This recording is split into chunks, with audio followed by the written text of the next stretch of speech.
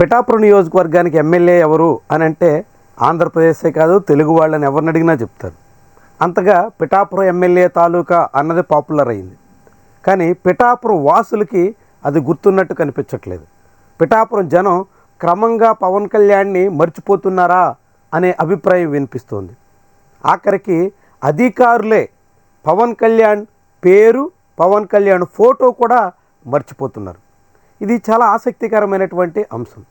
పిఠాపురంలో అధికార కార్యక్రమం నిర్వహిస్తూ పవన్ కళ్యాణ్ పేరు, ఫోటో ఏది ప్రస్తావన లేకుండా సాగిపోవడం అందరినీ ఆశ్చర్యానికి గురి చేసేటువంటి అంశం. ఆఖరికి జనసేన పార్టీ శ్రేణులు ఆందోళన చెందాల్సిన పరిస్థితి. అసలు ఇంతకీ ఏం జరుగుతోంది, ఎందుకు ఇలా జరుగుతుంది అన్నది ఇప్పుడు పిఠాపురంలో చర్చనీయాంశంగా మారుతోంది.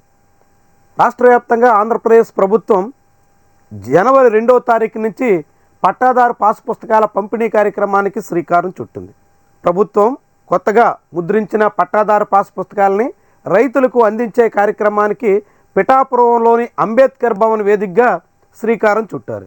ఈ కార్యక్రమం జరుగుతున్నటువంటి హాల్లో కానీ హాలు బయట కానీ ఎక్కడ పవన్ కళ్యాణ్ ఫోటో వేసిన దాఖలాలు లేవు.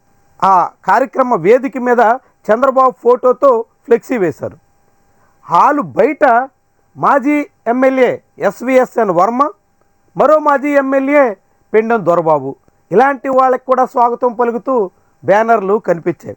కానీ పవన్ కళ్యాణ్ని ఎందుకు వదిలేశారు, పవన్ కళ్యాణ్ ప్రస్తావన ఎందుకు రాలేదు అన్నది ఆఖరికి జనసేన పార్టీ శ్రేణులకు కూడా కలవరం కలిగించేటువంటి అంశంగా మారింది. దాంతో స్థానిక జనసేన పార్టీ కార్యకర్తలు, కాపు కార్పొరేషన్ ప్రతినిధులు వీళ్ళంతా అధికారులని నిలదీసేటంత వరకు వెళ్ళింది.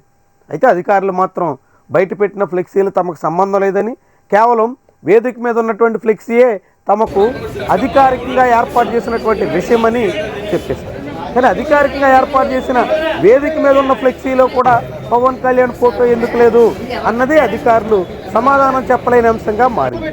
దాంతో పిఠాపురం వాసులకి తమ ఎమ్మెల్యే గురించి క్రమంగా మతిమరుపు వచ్చేస్తుందా అనే అభిప్రాయం కలుగుతోంది.